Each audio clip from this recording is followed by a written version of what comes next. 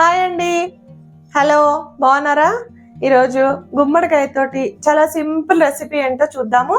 దానికి కావాల్సిన ఏంటో చూపిస్తాను. గుమ్మడికాయ అండి, హాఫ్ పీస్ తీసుకున్నాను. ఇది ఆనియన్ అండి, ఒక పెద్ద సైజ్ ఆనియన్ తీసుకున్నాను. కొంచెం ఆనియన్ ఎక్కువ ఉంటేనే బాగుంటుంది. పచ్చిమిర్చి ఒక 5-6 పచ్చిమిర్చి, కొంచెం కొత్తిమీర, ఉప్పు, పసుపు, ధనియాల పొడి, కారం, అల్లం వెల్లుల్లి పేస్ట్ అండి. ఇది జీలకర్ర పొడి అండి, జీలకర్ర ఫ్రై చేసి డ్రై రోస్ట్ చేసి పొడి చేసి పెట్టుకున్నాను. ఇది ఆవాలు, జీలకర్ర పోపు కానండి, అంతే అండి.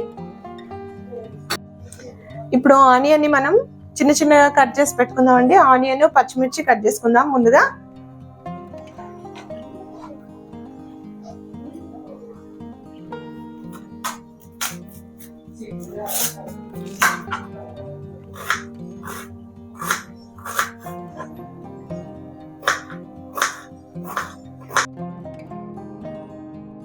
పచ్చిమిర్చిని కూడా కట్ చేసి పెట్టుకుందామండి ముక్కలుగా.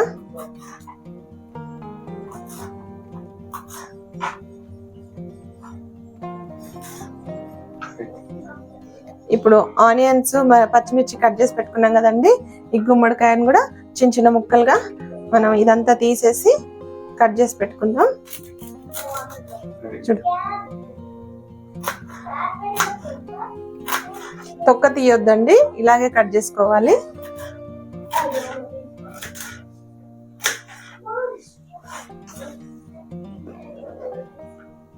ఇలాగ అన్ని ముక్కలు కట్ చేసి పెట్టుకున్నాం కదండి.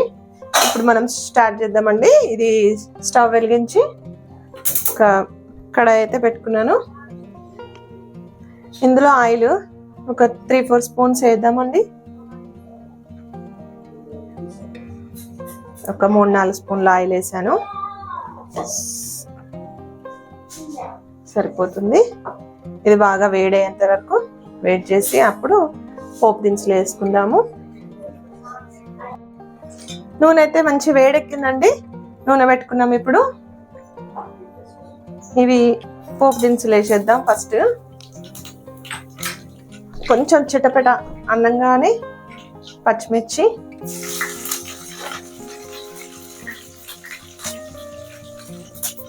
ఒక నిమిషం ఆగి ఆనియన్ కూడా వేసేద్దాం.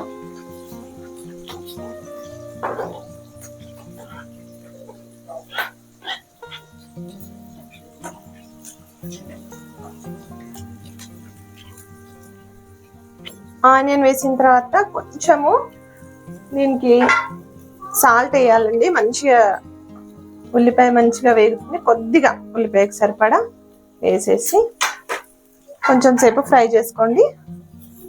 మరీ రెడ్గా అవసరం లేదు, కొంచెం సేపు ఫ్రై చేసుకోండి. కరివేపాకు వేసుకుందాము.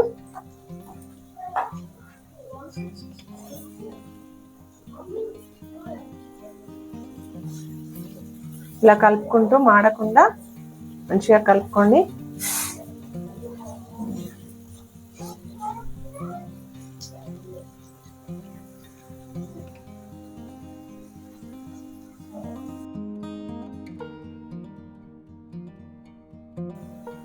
మంచిగా వేగిందండి ఉల్లిపాయ, చూడండి మంచిగా ఫ్రై అయిపోయింది. ఇప్పుడు మనం ఈ కట్ చేసి పెట్టుకున్నాం కదండి, ఈ గుమ్మడికాయ ముక్కలన్నిటిని ఇందులో వేసేసుకుందాము.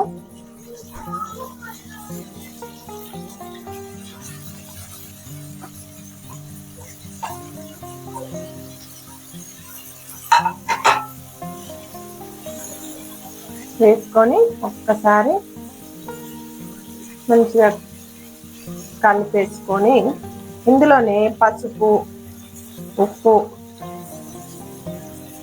వేసేసుకుందాము. చూడండి మొత్తం అన్ని ముక్కలు వేసేసినాం కదా. ఒక్కసారి కలుపుకొని 5 నిమిషాలు మూత పెట్టేసుకోండి. 5 నిమిషాలు అయిందండి, ఒక్కసారి చూద్దాము.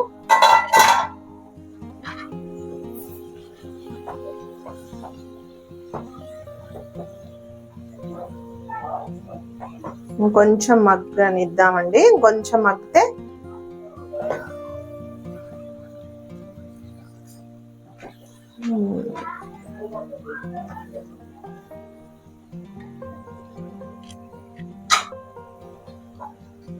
ఒక 2 minutes మూత పెట్టేసుకున్నాము.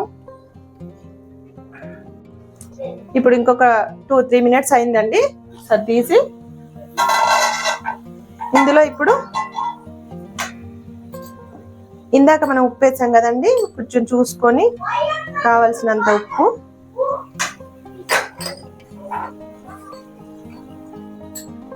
పసుపు ఒక 1/2 teaspoon సరిపోతుందండి.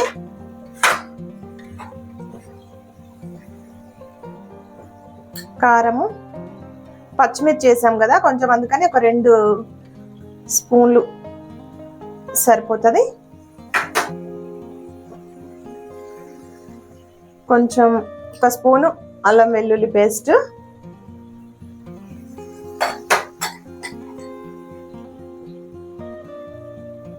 కొంచెం ధనియాల పొడి, కొంచెం జీలకర్ర పొడి ఒక 1/2 teaspoon, ఇది కొంచెము గరం మసాలా పౌడర్ అండి. కొంచెం వేస్తే టేస్ట్ డిఫరెంట్గా వస్తుందని కొంచెం తీసుకున్నాను. ఇంత ఇది 1/2 teaspoon కూడా ఉండదండి, కొంచెం అంటే 2 చిటికెలు. ఇప్పుడు మంచిగా ఒకసారి కలుపుకోండి నెమ్మదిగా. ముక్కలు విడిపోతాయండి, ఇరిగిపోతాయి ఊరికనే, అందుకని కొంచెం జాగ్రత్తగా కలుపుకోండి, తొందరగా ఉడికిపోతుంది ఇది.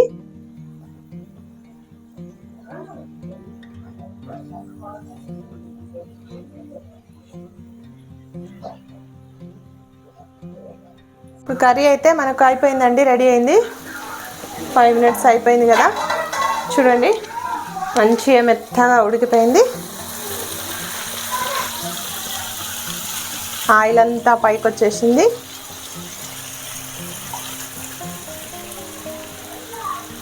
స్టవ్ ఆపేసుకుందామండి. కొంచెం కొత్తిమీర చివరిగా ఇలా పైన కొండి. చాలా అంటే చాలా బాగుంది. ఇంకా నేను వెంటనే టేస్ట్ చూసేస్తాను. చూడండి, నేను అన్నం పెట్టుకొని రెడీగా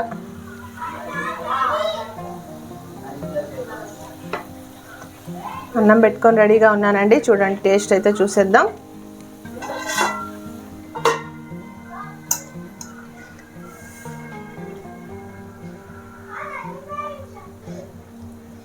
చాలా బాగుందండి కలరు, అది గుమ్మడికాయ. ఎప్పుడన్నా ఒకసారి తినాలండి, పిల్లలకు కూడా తినిపియాలి. తినరు వాళ్ళు.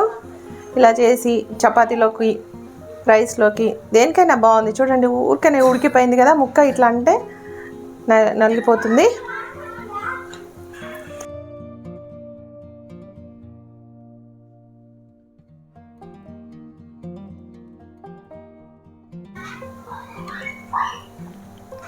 చాలా బాగుంది. కొంచెం కావాలంటే మీరు బెల్లం వేసుకోవచ్చు లైట్గా, కానీ మా ఇంట్లో కొంచెం స్పైసీ తింటారు, బెల్లం ఇష్టపడరు, అందుకే నేను ఎక్కువ వేయను. మీరు కావాలంటే వేసుకోండి, వేయకపోయినా ఇలా కూడా బాగుంది. చాలా బాగుందండి, సూపర్, చాలా టేస్టీగా ఉంది. మీరు ట్రై చేయండి తప్పకుండా. నాకు కామెంట్స్ పెట్టండి, మీరు ట్రై చేసి ఎలా ఉందో కామెంట్స్ పెట్టండి. వెంటనే మళ్ళీ ఒక మంచి వీడియోతో, నెక్స్ట్ వీడియోతో మళ్ళీ వస్తానండి. అంతవరకు బాయ్.